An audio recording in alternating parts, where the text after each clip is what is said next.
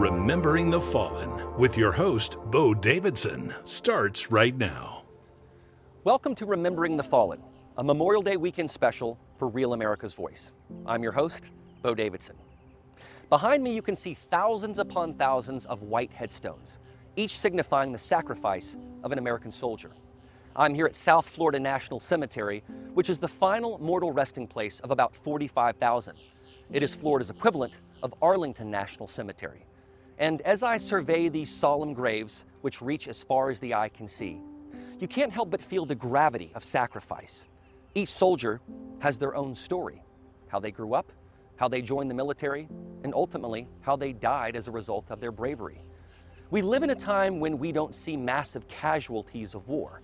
So when you come to a place like South Florida National Cemetery, it is a wake-up call to understand just how many soldiers lost their lives protecting the freedom that we have today.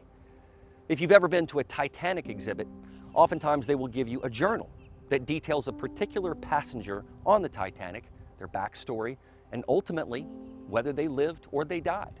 But in this cemetery, we don't know each soldier's individual story necessarily, all the family that he or she had, their goals and their dreams, and maybe even what happened to them. But unlike the Titanic exhibit, we don't wonder whether they lived or died. These headstones are reminders that they lost their lives protecting the country that they loved. Each casket laid underneath this earth is proof that their bones rest on the very hallowed ground they sought to protect.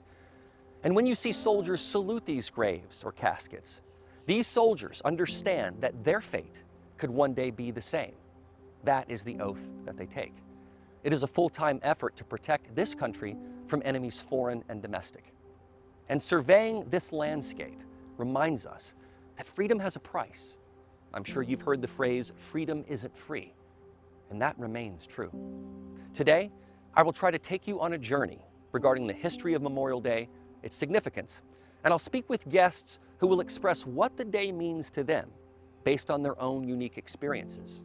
And just as importantly, how honoring the memory of those fallen has directed a new charge to create a lasting legacy so that no soldier's sacrifice is ever in vain.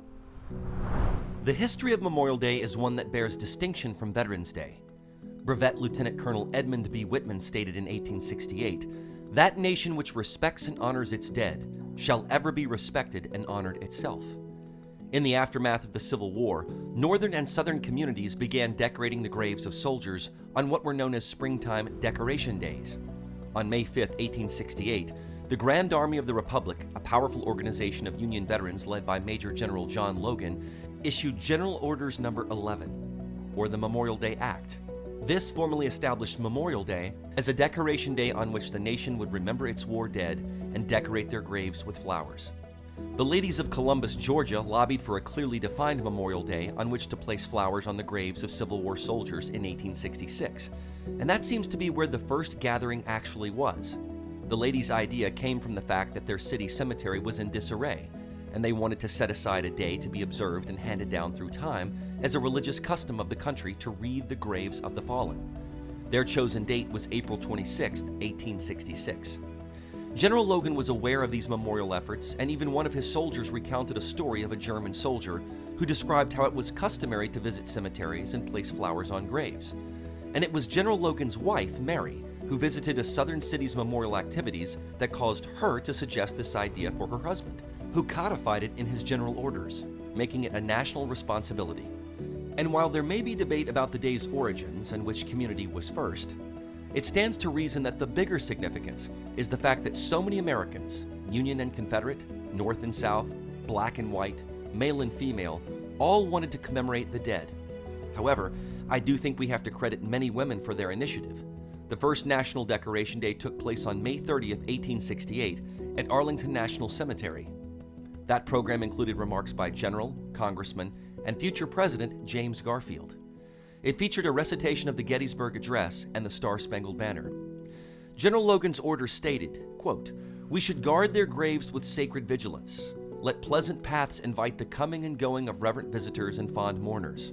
Let no neglect, no ravages of time, testify to the present or to the coming generations that we have forgotten as a people the cost of a free and undivided republic." In 1873, New York was the first state to officially recognize the holiday. A congressional joint resolution was approved in 1950 requesting a proclamation and a day of prayer for permanent peace. Lyndon Johnson made a proclamation in 1966, and the Uniform Monday Holiday Act, enacted in 1968, designated Memorial Day as a national holiday and moved it from May 30th to the last Monday in May. In recent times, the 2000 National Moment of Remembrance Act established a White House commission urging citizens to give back to their country, which provides them so much freedom and opportunity. It also designated 3 p.m. on Memorial Day as a moment of silence. So as you and your family enjoy the freedom that this holiday represents, remember this history. And women and men across all this great nation had the impetus to honor the nation's fallen heroes, and that it literally took an act of Congress to create Memorial Day as a national holiday. And of course, you will see American flags donning the porches of homes throughout towns across this great country. Maybe you'll even see some folks with patriotic attire on, especially the older generations, what they call the greatest generation. What I think is unique about Memorial Day is that it sprung from honoring the fallen of the Civil War, not the Revolutionary War, which distinguishes it from our Independence Day celebration on July 4th. The Civil War caused so many American casualties that the great poet Walt Whitman said, "Future years will never know the seething hell and the black infernal background, the countless minor scenes and interiors of the Secession War, and it is best they should not. The real war will never get in the books." As America entered global conflicts like World War I and II, of course, Memorial Day came to expand its honoring of the fallen. Regardless of what you do on this particular weekend, which usually involves some sort of rest and relaxation, it's important to remember why you are able to enjoy that type of freedom. It's because of these white graves all around me and the stories that each one of them tells. Take the story of Corporal Dwayne Edgar Dewey. Born on November 16, 1931 in Grand Rapids, Michigan, Dewey enlisted with the U.S. Marine Corps Reserve and embarked to Korea in 1951. Corporal Dewey was awarded the Medal of Honor for his actions on April 16, 1952, while serving as a gunner in a machine gun platoon of Company E, 2nd Battalion, 5th Marines, 1st Marine Division, in action against enemy forces near Panmunjom. When an enemy grenade landed close to his position while he and his assistant gunner were receiving medical attention for their wounds during a fierce night attack by numerically superior hostile forces, Dewey, although suffering intense pain, immediately pulled the corpsman to the ground and, shouting a warning to other Marines around him, covered the grenade with his body. He absorbed the full force of the explosion to save his comrades from possible injury or death. Corporal Dewey died on October 11, 2021. Or take the story of Chris Hickson. Hickson enlisted in the Navy in 1987 and went on to retire as a naval officer. He also went on to serve as athletics director and a wrestling coach at Marjorie Stoneman Douglas High School in Parkland, Florida. Many of you will recall the tragic events that happened in 2018 at this high school, in which a tragic shooting took place. Hickson ran towards the gunfire to protect students' lives, and he was one of the 17 that perished that day.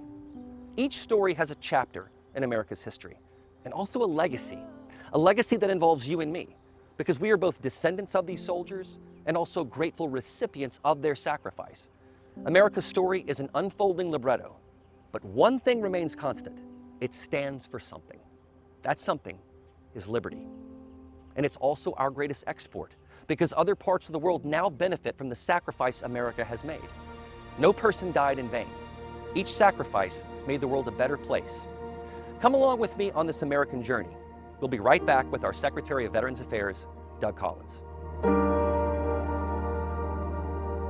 We'll be right back with more of this Memorial Day special, right here on Real America's Voice.